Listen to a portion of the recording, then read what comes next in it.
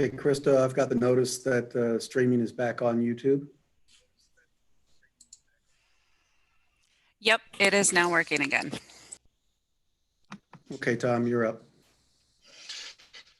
Okay, so we had a motion and a second on the minutes, and we had no discussion or corrections. So I will call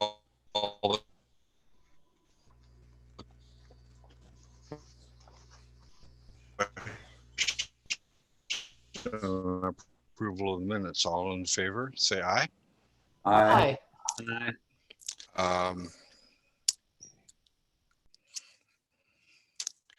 Anyone opposed? Minutes are approved.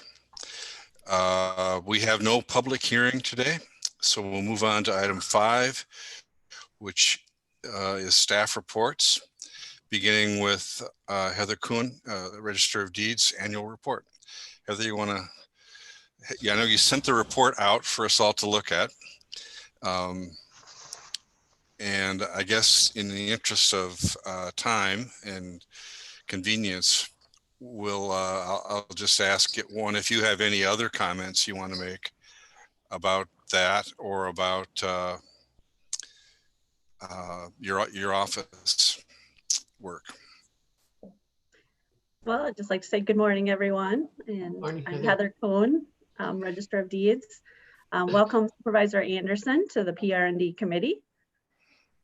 And yeah, I'm here. I'm open for any questions. If you have any questions, I had originally planned to show a video. It's basically a promotional video that as part of my involvement in the Register of Deeds Association, there's a public relations committee, and we helped produce a video, just like I said, a promotional video that kind of just shows what the Register of Deeds does. I did provide the link in the report, so you could go and view that. I had a small part in narrating that video, and I did work on that. So yeah, it just kind of gives a good overview of what we do. But yeah, I'll open it up if there's any questions regarding any of the information in the written report. Anyone have any questions?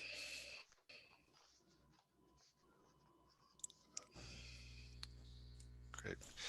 Thank you, Heather. And thank you for reminding me to welcome Supervisor Anderson to the committee. We are trading places or exchanging places.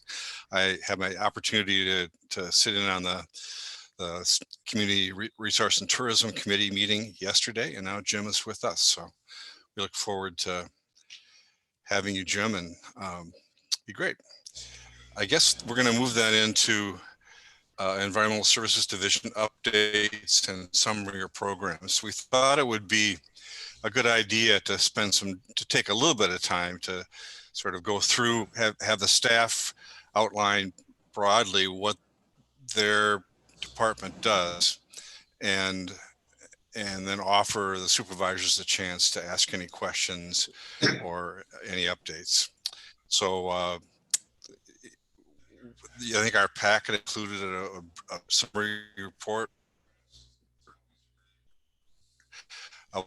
Just a question before we get going here, Tom.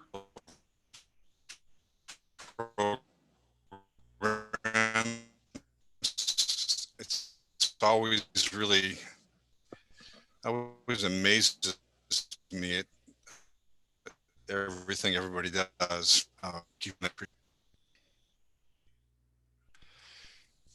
We're not hearing you anyway.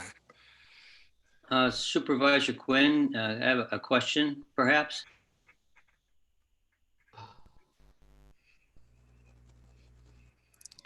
You're breaking up, Mike. Okay, try again. I see Tom Carlson's. Okay, I see Tom Carlson's screen, but that means I can only see 3 people on my Zoom. Am I doing something wrong? I know I have it on as many people as I can get, but they're way up in the corner. am I doing something wrong or? You is, can exit full screen. You might be in full screen mode. So at the top right, you can exit full screen.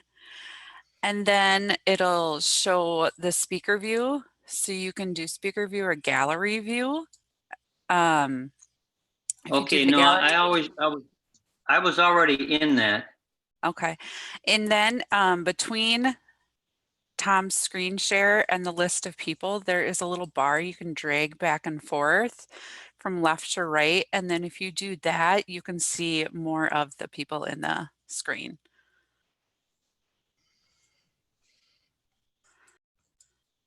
You're muted. Thank you very much. You're welcome.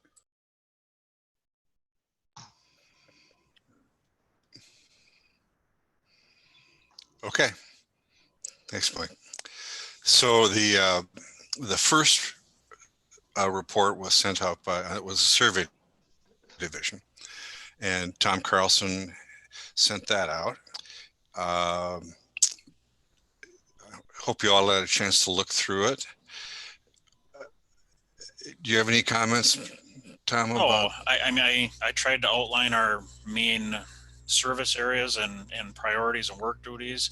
Maybe what I would do this morning, just very briefly, give an update to the committee on what we've been working on in the last few weeks, or at least since the last report was sent out.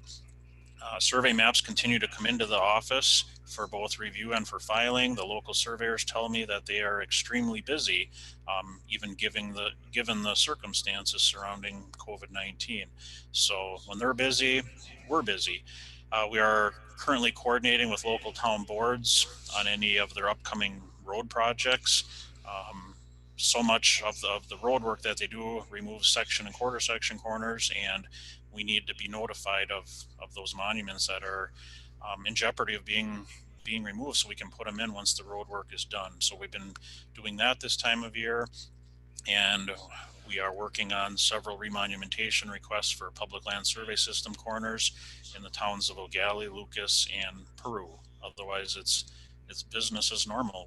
We're very busy right now. So if there's no questions on my report, the report, of course, is much more detailed. So I would entertain any questions at this point on the written report. If not, that's all I have. Anyone have questions?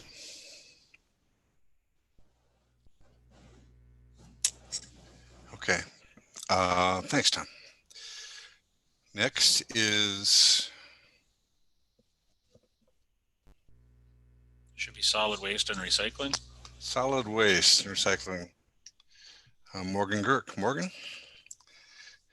Yeah, just I did a very, very brief written overview of our programs and services. Hopefully you've had time to read through that. Most of you know what we do and the challenges we're up against, especially with recycling markets under siege right now, historically, from our battles with China. And then on top of that, the whole response to the COVID situation. Markets have just really, really crashed. So we're not seeing revenues from recycling markets, with one exception being cardboard right now. There's a Chinese consortium called Nine Dragons that has bought up several paper plants in the state, and they are now pulping a huge amount of OCC and paper to tank back to China to get around these tariffs and trade disputes that we have, preventing us from selling bales of recycled material to China. So, but that's about the only one that's moved. Everything else has crashed. Even scrap metal right now is almost at zero. Dunn County is getting $20 a ton. Pierce County is giving it away for free. Portage County is paying to have it hauled away. So it's really, really bad.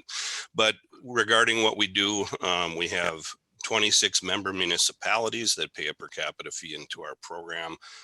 We have 8 manned collection sites throughout the county and a transfer station and public drop-off also manned to handle solid waste and recycling throughout the county. So I would field any questions if you have any. Otherwise, everything summarized pretty well in the report. Thanks, Morgan. Any questions? Mr. Chairman? Yes, Supervisor Anderson. Thank you. Being new, I can be allowed to ask the dumb questions, right? You said we have 26 members that are paying fees to recycle and use our facilities. Isn't that right?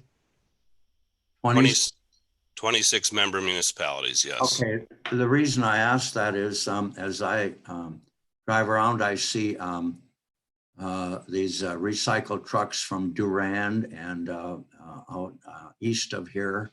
Those are all, are they coming from Pepin County or Durand, city of Durand? And I assume this has been going on for years. Is that correct? And are we being able to, all of the expenses we have as a result of they being a member of us? So Supervisor Anderson, you're mentioning commercial haulers that are hired by various municipalities in and out of Dunn County. We contract with several as well to move materials either through curbside collection programs or hauling from our sites under contract. So when I talk about member municipalities, it's for the residents of the 26 member municipalities, the towns and villages. It does not include the commercial haulers. Oh, okay. Thank you. Thank you. Understand. I have a question, Supervisor Okay. Quinn. Morgan. Oh, Supervisor Kinnear. Oh, okay. Thank you, Supervisor Quinn. Morgan, in the past, you talked about working together with the city, perhaps combining. Whatever happened to that, please? We did briefly talk about having the city come on board into both the solid waste and recycling program. Right now, the city of Menominee and the town of Sand Creek are only in our recycling program. And historically, they always have been. The city does operate a small collection site in the city for their city residents. They've purchased compactors just last year so that they could improve efficiency and hauling efficiency and retaining costs there.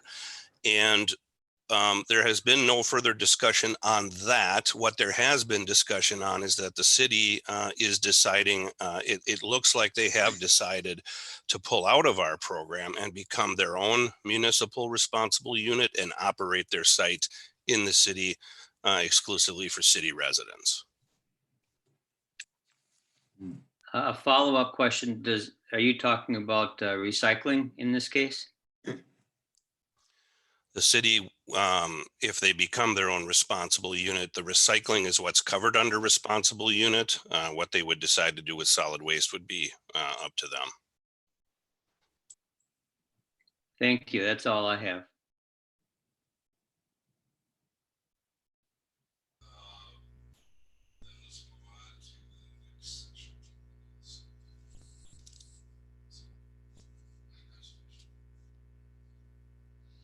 Yes.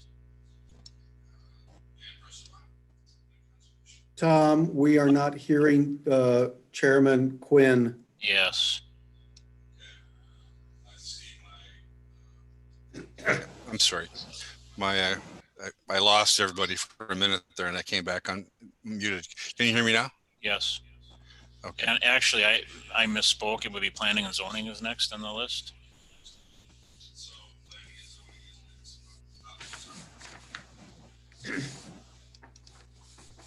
Okay. So, Bob Colson, planning and zoning. Yes.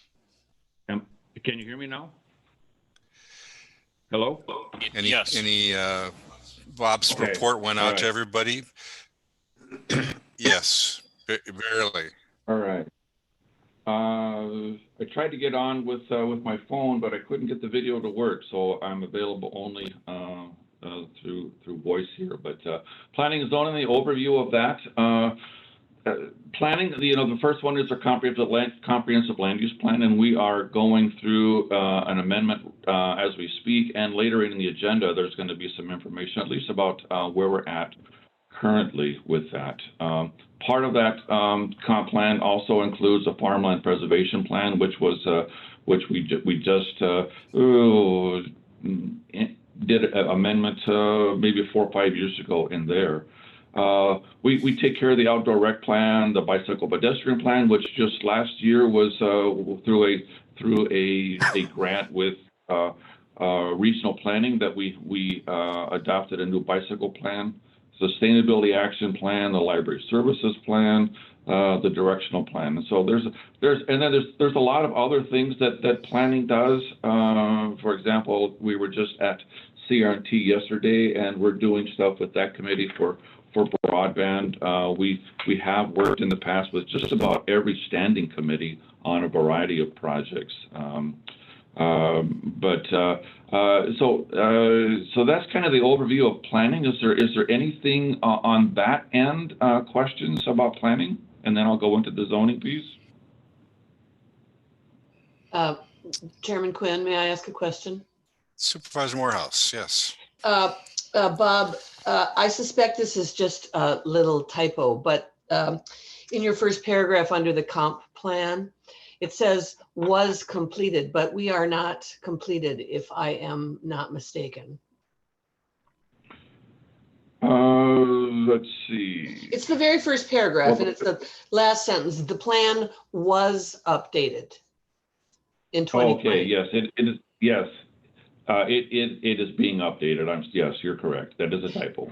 Mr. Chairman, a follow-up, if I may.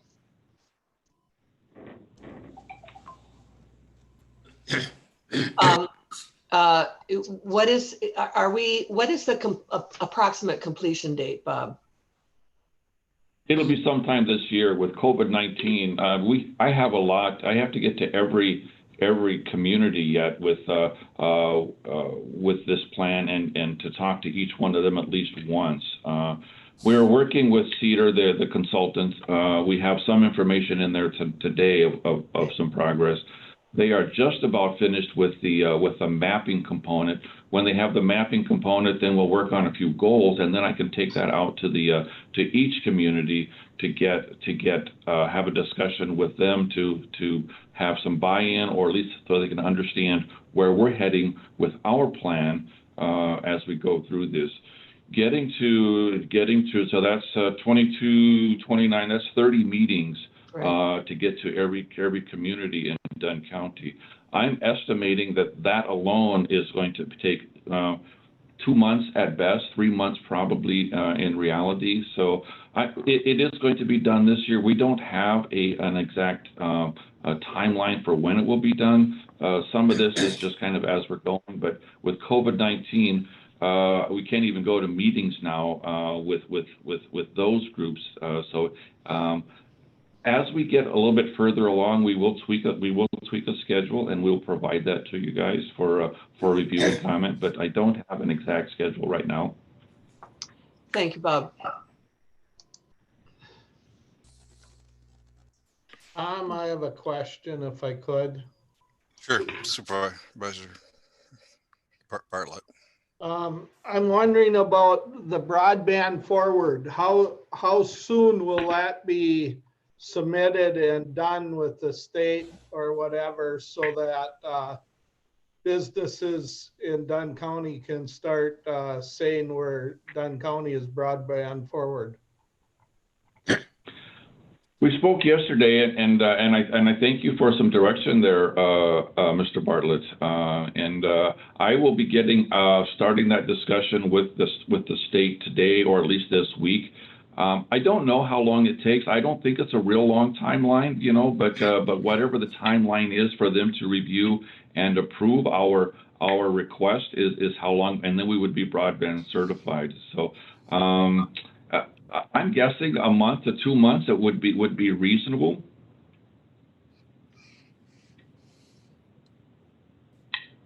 Okay, thank you. Okay, Chairman Quinn. Yes. Is that Supervisor Kinnear? Yeah, Supervisor Kinnear, I have a question. Please. That Bob can answer. I get a little confused as broadband forward, broadband certified. There are two broadband things, aren't there? And we've done one and we're working on the other. Maybe even Supervisor Anderson or Bob can answer that, but I'm confused on the two. I will chime in and then Supervisor Anderson can fill in the gaps. And so, yes, we are telecommute forward certified, Dunn County is, which is different than broadband forward. Telecommute forward is that, that we're working on allowing people to telecommute in and that we support telecommunications. And now in COVID-19, telecommute forward is really an important aspect of just getting work done. And so Dunn County is a telecommute forward community. We will be seeking broadband forward certification, which tells the world and really the internet service providers, the ISPs, that Dunn County is open for business for broadband. What broadband forward does, it designates a single point of contact, which will be the planning and zoning division, and it also says that for any broadband network projects, that there's a timeline that has to be met when applications will be reviewed, and then there's a fee that says that fees will be no greater than $100 for broadband network fees. And there's a couple of other nuances, but we amended our zoning ordinance, the telecommunications ordinance, as you recall, and we have a section in there for broadband forward that meets the state's criteria. That's what we will be using to request certification. So one is telecommute, the ability to telecommute in. The other is just being broadband forward, getting the service there to telecommute in. I guess it would be an easy way to do it. Chairman Anderson, anything that you'd like to add? Yes, Mr. Chairman, may I follow up on that? Yes, please. Am I muted? Yes, Jim. Can you hear me or am I muted? Please go ahead. You're muted now. Okay, can I speak, Mr. Chairman?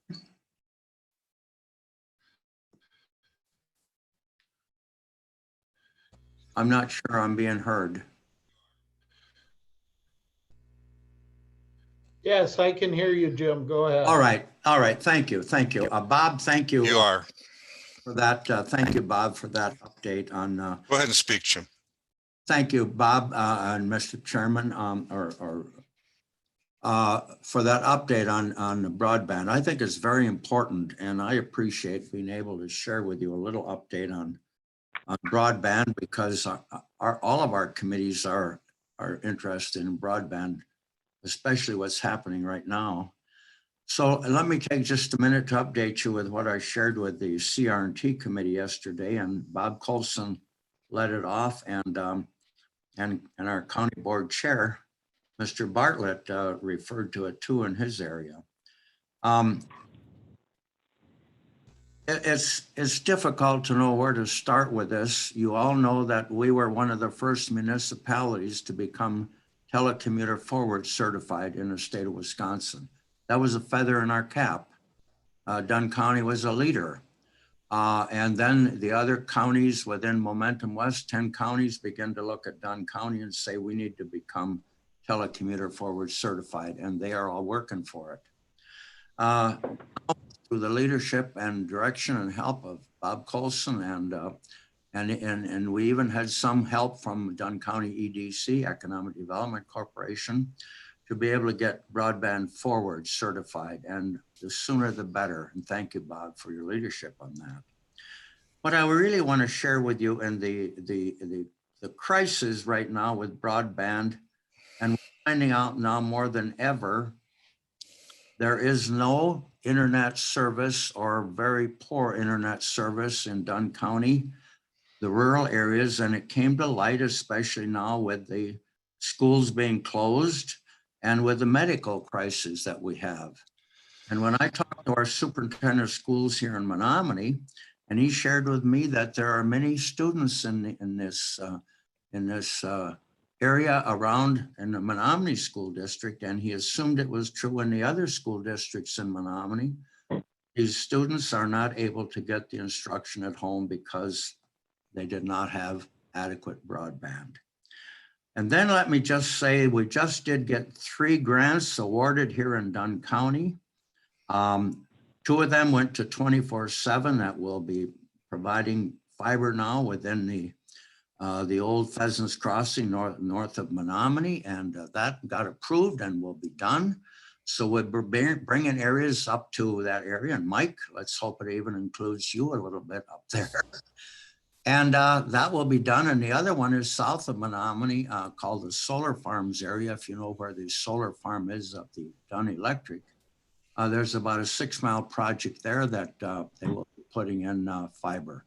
And the other one is north of Colfax, and it's the Bloomer Telephone Company that got that grant to place fiber up in your area, Gary Bjork. And they will be applying that, I don't know how far north on M, but basically between Colfax and Sand Creek. So with the help of us, and we have been always giving support and everything to any of these providers helping them to get these grants. And we will continue to do that through this committee and through my committee, CR&T, and through Highway Committee. And in fact, it's for all of us. So, you know, and Mr. Chairman, our chairman of our county board, Mr. Bartlett, I really appreciate your comments yesterday at our CR&T meeting about the comments and questions you're getting regarding why don't we have broadband in this area. It has really come to light now with this COVID-19 epidemic. We knew it before, but now the public is starting to scream and ask, why aren't we getting it? And it's too bad we have to have a crisis like this to make this happen. But broadband, as you know, has always been a front issue, personally, mine, and it has been, I think, for the CRT committee and this committee. So thank you for letting me expound today as a new member of this committee about broadband here in Dunn County. I appreciate it. Thank you. Thank you, Jim. You have done a lot of the legwork that set that up. So much appreciated. Why don't we ask Mr. Colson to go on with just a short review of the remainder of his responsibilities. Thank you. So the rest of the stuff is zoning, and it's pretty straightforward. We have our general zoning, our shoreline zoning ordinance, our sanitation ordinance, our floodplain ordinance, and wetland. And so those are the ones that keep me really busy now, and my staff busy while from home. Is just pretty much shoreland and general zoning. We do have on occasion a few things come in with wetlands or with floodplain, but generally the bulk of our work is with just amending and enforcing, interpreting, and just going out on just general zoning questions. So questions maybe about zoning, the zoning end of it, zoning sanitation. Any questions? We'll have a lot of work in that area over the next year for sure. Yes, anything else, Bob? If there's no questions, that's it for my report. Any just general questions to Mr. Colson? Thanks, Bob. And then I think we have land conservation, right? Dan Prestovak. Hi, Dan. Good morning, everyone. What I did was went back to the directional plan and updated the programs that I had in that plan, removed a couple, added a couple new ones. It's pretty self-explanatory, I believe. But I did forget to include the multi-discharge variance. That was a new program this year where people that are over their WPDS permits are making payments directly to Dunn County Land and Water Conservation that we're going to use on phosphorus reduction in the red cedar. And then I forgot another important program, the CREP program, which is our Conservation Reserve Enhancement Program for buffers along streams. And we're seeing in renewed interest in the CREP program as commodity prices are in the tank, I guess we could call them. So if that's what I have there. If Okay. there's any questions, I can answer them. Anyone have any questions? It's a long list of programs. Again, and we'll be looking at and learning more about them as we go into this year. Any other questions? I have one, I guess, Dan. I wonder if you had to deal with any of the milk spreading or things like those questions in Dunn County? We have staff, both Travis and Bob Kaner are up to speed on it, but we have not had to deal with it in Dunn County yet. Okay. I think we're done with the division updates at that point. Is that right? I can't see the. I have one more question. Absolutely, Supervisor Kinnear. I'm wondering how much the no-till drill and the other things have been used this spring. Tree planting was definitely down because the DNR did not go through with their tree distribution program. We had a few people rent that had gotten trees from private nurseries. The no-till drill has been very busy, both mainly for pasture interseeding and for actually regular seeding down. So yes, the no-till has been out quite a bit. Thank you. That's all I have. I don't have exact numbers on acres in front of me right now, Mike, but I know it's been moving. Thanks, Dan. You're welcome. I think then we're moving on to our action item number 7, consideration. Am I wrong? The Dunn County Comprehensive Plan update. Oh yeah, I'm sorry. What else? Yep. So Mr. Coulson, you're back on again. Review of the demographic data that you've been working with on Cedar Corp. Thank you. Am I still unmuted? Can you hear me? You're good. Okay, great.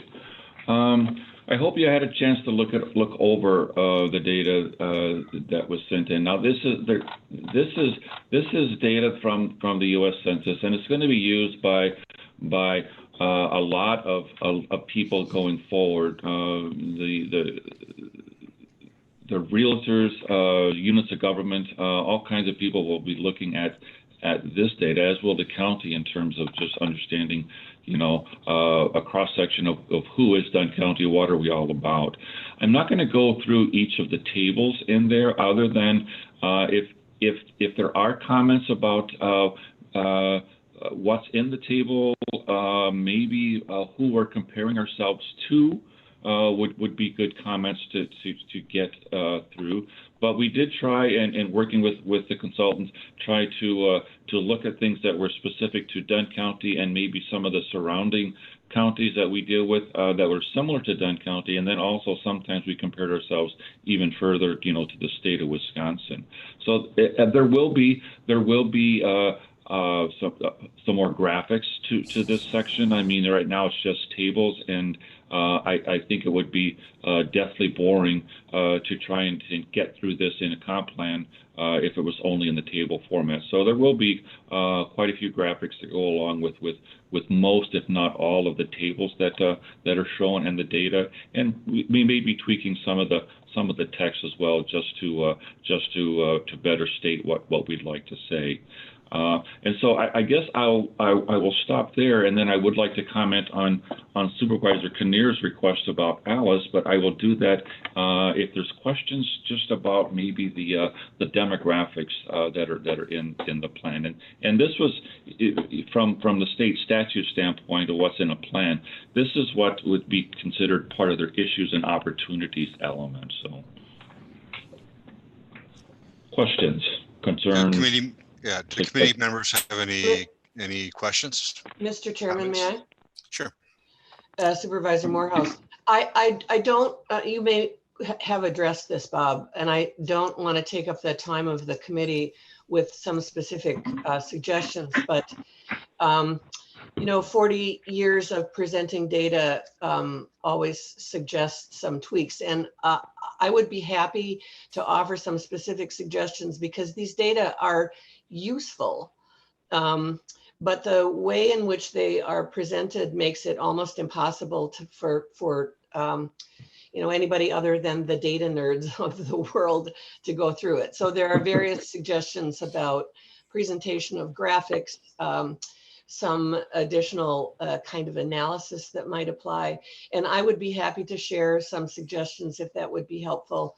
Perhaps, as you suggested, Mr. Colson, our consultants are already on top of that. But these data are useful, but they're too dense to be particularly useful at this point. It's my 2 cents. Mr. Chairman? Yes. Supervisor Mr. Anderson? Yes. I would like to follow up on Supervisor Morehouse's comment. I totally agree. I looked at this data and I was very impressed, but also could not absorb it all. And I continue to look through it. And one thing that we're talking about, a lack of housing a little bit in our area, Dunn County, especially maybe around the city of Menominee and our townships of Menominee, Red Cedar, Tainter, and maybe the other townships. And I looked at the housing and rental affordability that you have in front of me right now. I wish sometime that we could take a little more time and each one of us specifically pulling out some data here that we would like to discuss more. Now, I don't mean to spend hours on this or even a short time. However, I agree with my other supervisors and Diane, what you said, because there's data in here. And one thing more, I'm wondering how much with the lower sales tax and from an income standpoint, are we going to be getting that information? So when we go to budget time, I expect that we're going to have a great reduction. We all know this in our sales tax coming in from this year and other revenue coming into the county that, so I could ask this of our county manager, Paul, when we might get some ideas of how this is going to affect our looking forward for budget next year. Now, maybe I'm way premature and ahead of time on this, but it's just something that's coming to mind. Thank you, Mr. Chairman. Supervisor Henderson,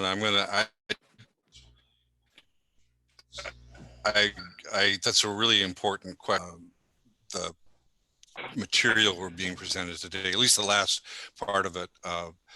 So let's not get into that right now, just in the interest of trying to keep this meeting and all of the staff. I mean, one of the concerns is we have a lot of staff people are IT and whatever who are helping us, and I want to be conscious of their time, but that's an important question. So but the question that Supervisor Anderson and Morehouse raised about how this data is going to be used and made more accessible to decision-making and policy analysis. Mr. Colson, do you have any thoughts about that? Well, I agree wholeheartedly, and I think that yeah, this you can't. It's impossible, unless you are a data nerd, as Supervisor Morehouse said, to kind of wade through this stuff.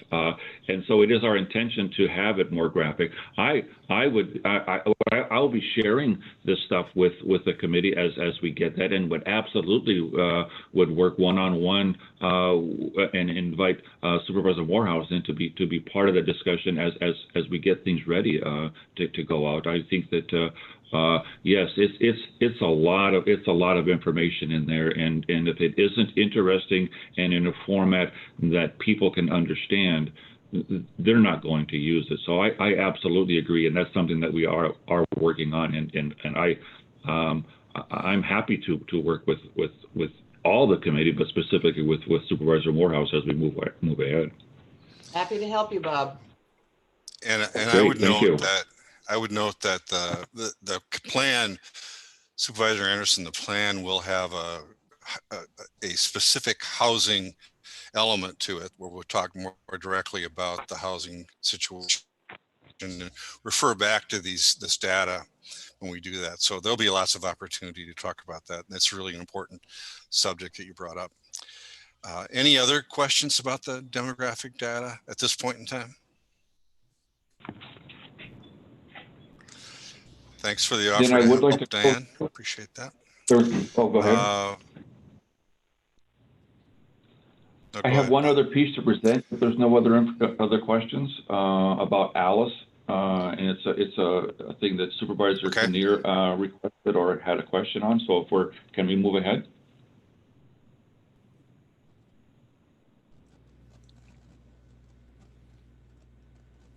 Hello? I have no further questions. Thank you. You're okay, Bob. You're breaking up a little bit, but you're okay. Okay, all right. So this may be kind of on the fringe of what Supervisor Anderson was talking about, but Supervisor Kinnear read through our stuff, and he had a specific question, and it's a program or it's a data set called ALICE, and it's an acronym that stands for Asset Limited Income Constrained Employed, and it was done by the United Way, and I think it was done back in 2014, at least the data that I'm looking at. And it's a little bit more specific than maybe some of the census data is. I had a discussion with Cedar Corporation about Alice, and this would be the first time that it's been available to be used in a comp plan. They think that it would be very appropriate. So I pulled out, and I will send this to the committee after this meeting. I pulled out the piece that's specific to Dunn County, and what Alice looks at is it's those households that earn more than the federal poverty level, but less than the basic cost of living in the county. So, for example, there's a little pie chart, and I'll send it to you. But 14, at least at the time that this report was done, 14% of Dunn County was poverty. 14 plus 29% is less than the basic cost of living in the county, and then that leaves about 57% that's above Alice. So it breaks it down by municipality in Dunn County, and it also tells you kind of a basic survival budget for Dunn County. And what I find surprising when I look at the total is at the end of the chart there, it talks about that it takes about $53,000, almost $54,000 for a person just to meet their basic needs, so that's $26.86 an hour for basic needs. So this is information, yes, Mr. Kinnear, that we will be putting in there, and I hadn't heard about it before, so I'm glad that you brought it to our attention. So questions, comments?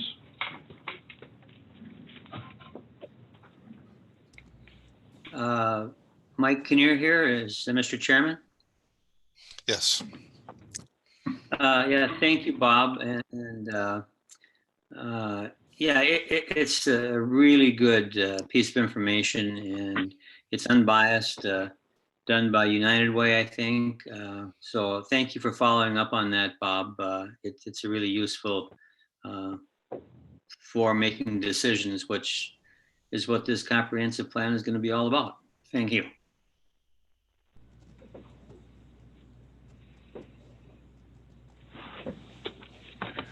With that, Mr. Chair, I think that I'm finished with my report. If there's nothing else about the update right now.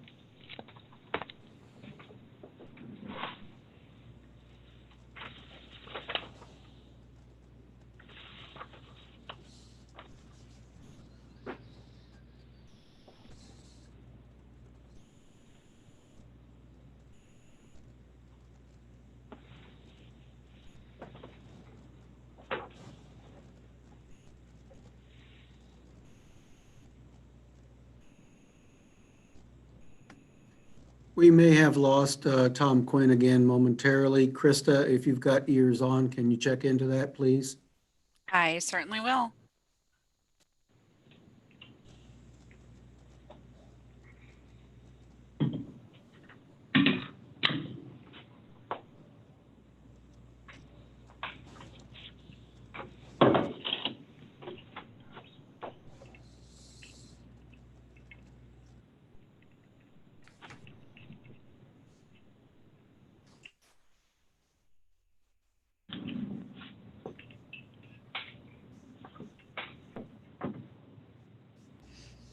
While we're waiting for Tom to return, this is Mike Kinnear again.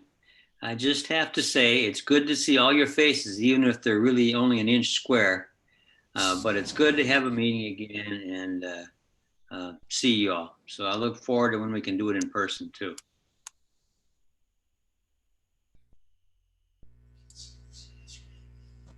Well, since Mike can talk, I would say, you know, all of you are sitting at home and don't you like it? I'm sitting down at the Mabel Tainer Theater here in Menominee.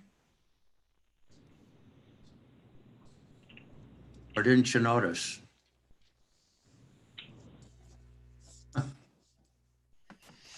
Tom Carlson, what conference room are you in? We are in room 239. right Okay, next- is he having troubles getting back in? Yeah, he said he's got a circle on his screen saying he's trying to connect, but it just keeps running. Okay. And I noticed throughout the meeting, there seems to be a, I There, can hear yeah, just, I can there hear is. fine, but Tom isn't hearing, and there's obviously some connection issues with his. There is, I think, some connection issues. Okay, thank you.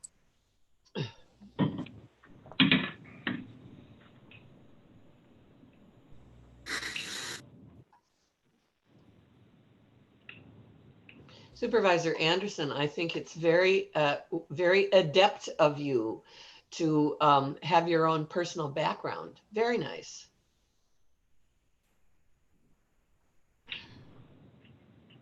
You're muted.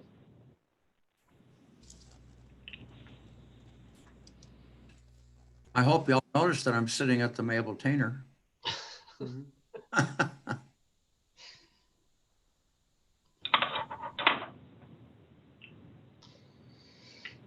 Krista, again, it's Paul Miller. Would it be appropriate to pause the live stream while we work out our technical difficulties? Yes, we can do that. Thank you.